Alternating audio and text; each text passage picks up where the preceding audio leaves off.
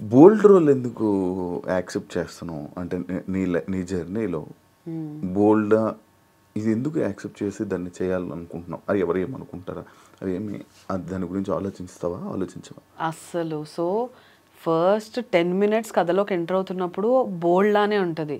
Okay. ఇది ఇంకా okay బోల్డ్‌లోకి ఎళ్ళిపోతుంది అనగా ఆగిపోద్ది. సో, బేసిక్‌గా ఇది బోల్డ్ కాదు. మూవీ ఎండింగ్ వరకు చూస్తే అవని అనే క్యారెక్టర్ పైన ఒక జాలి వస్తది ఎవరికైనా చూడగానే.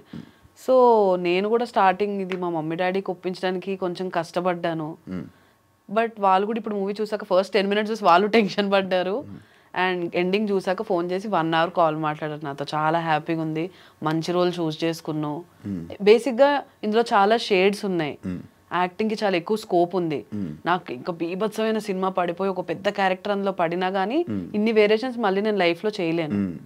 సో, అందుకు యాక్సెప్ట్ చేశాను.